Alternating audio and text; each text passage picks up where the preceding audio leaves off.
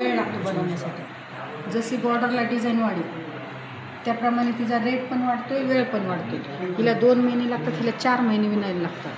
म्हणून ही 40,000ची आहे. आणि मग आणखीन बॉर्डरला डिझाईन वाढली, बॉर्डर मोठी झाली, त्याप्रमाणे आणखीन तिची कॉस्ट वाढली.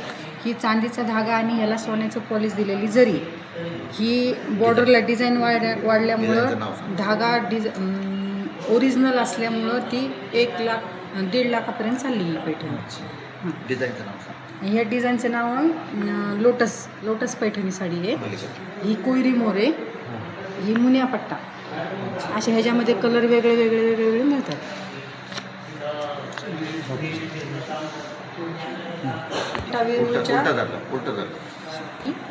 ही ओरिजिनल पैठणी म्हणजे ओरिजिनल जर ओळखायची असेल तर उलट बाजू आणि सुलट बाजू सेम असली पाहिजे पैठणीची.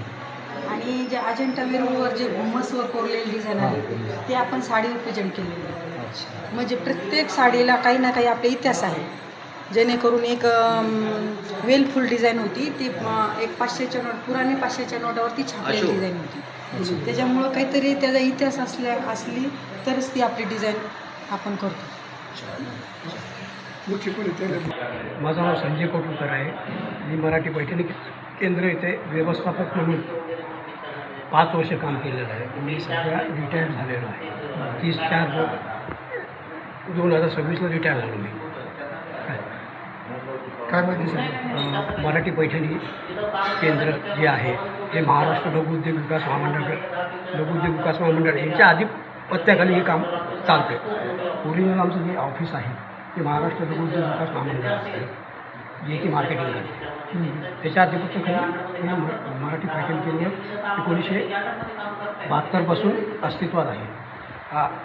आजपर्यंत मराठी पैठणी केंद्र पैठणी साडीला आपल्या महाराष्ट्राचं महावस्त्र म्हणतात.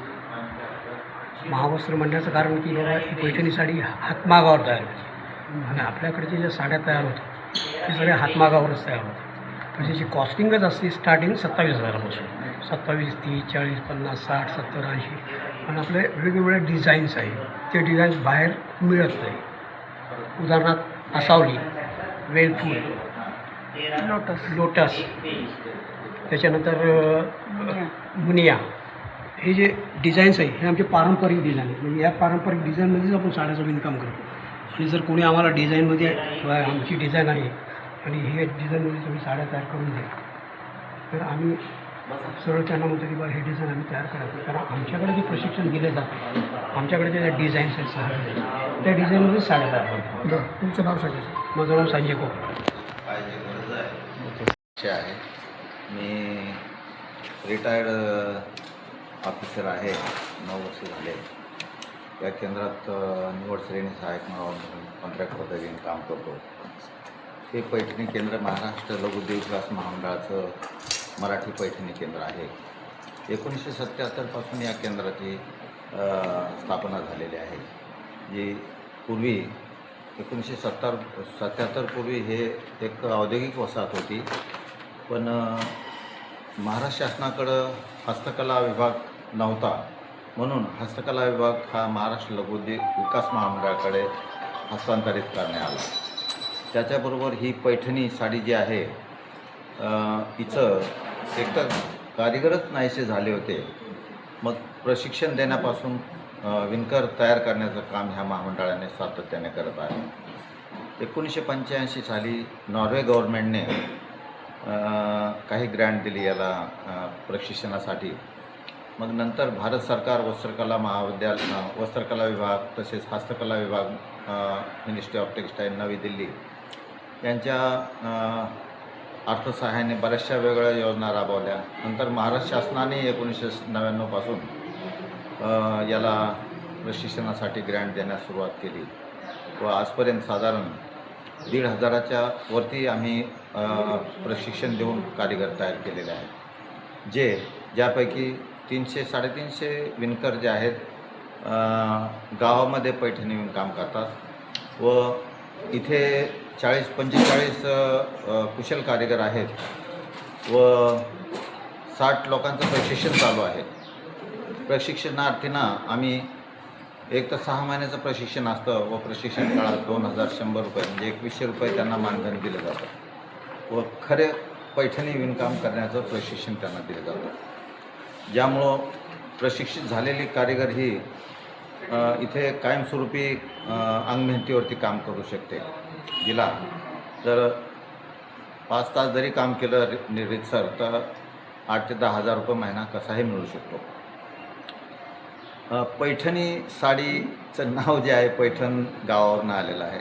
सन 2000 वर्षापासून या शहरामध्ये पैठणी साडी विणली जाते. शालिवाहन राजाच्या काळात तिला राजाश्रय दिला होता.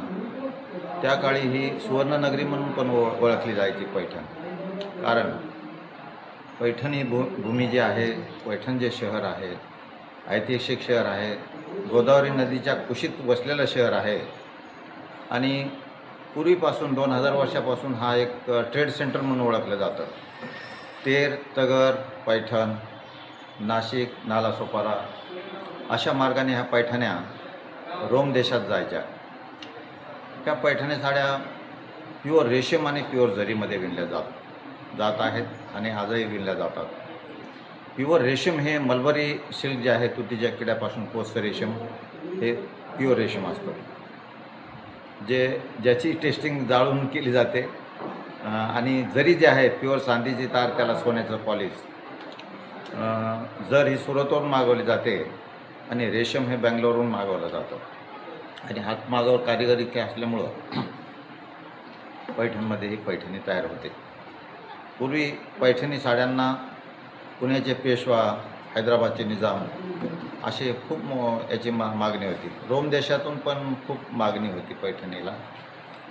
पैठणी साडी प्युअर रेशीम आणि प्युअर जरीचे हातमागावर विणली जाते. पूर्ण 100% हातमागावर विणली जाते या केंद्रात, जिला 1-1.5 महिना ते 2-2 वर्षे वेळ लागतो. हा वेळ त्या साडीचं काठाचे डिझाईन कसं आहे, बुट्टीचं कसं आहे त्याच्यावर हा अवलंबून असतो. जेवढं कलाकुसर जास्त तेवढा वेळ जास्त आणि जेवढं जरीचं प्रमाण जास्त तेवढं त्या साडीचं कॉस्ट जास्त. मिनिमम 26-27 हजारापासून आपल्याकडे साडी तयार होते ते 5 लाखापर्यंत साडी विणली जाते. पण काही लोक बोलले की आम्हाला जरीची नको बाबा, तर मग सेमी जरीच्या पैठण्या बनवू लागलो तर त्या 25-26 हजारापासून तयार होतात आणि प्युअर जरी जर वापरली तर 50-52 हजाराच्या वरती प्युअर जरीमध्ये जाते. मग याला घेणारं तरी कोण आहे? याला घेणारं जे आहेत हौशी माणसं, ज्याच्याकडे पैसे आहेत. पैसे तर सर्वाकडेच आहेत आजकाल आणि हौशी माणसं हे पैठणी घेतात. मराठी माणसं, तसेच देशाविदेशातही याला चांगली मागणी आहे. अमेरिका, कॅनडा, लंडन अशा देशातही खूप पैठण्या गेलेल्या आहेत. आखाती देशात पण दुबई, कुवेत ह्या साईडला पण पैठण्या गेलेल्या आहेत. काय फरक असतो सर पैठणीचा? पैठणीमध्ये विणकाम करताना पाठीमागची जी बाजू आहे ती आरपार दिसायला पाहिजे. नाहीतर काय होतं, मशीन मेडच्या साड्या ज्या असतात पाठीमागं जाळीदार धागे येतात, तसं याला होत नाही. ते म्हणजे असा गुंडाळा होत नाही याचा. बरं उलटसुलट पाहिलं तर ती सारखी डिझाईन दिसली पाहिजे. हा त्याच्यामधील फरक आहे. बरं, तुमचं नाव सांगा. अंकुश रामजी राक्षे. या ना.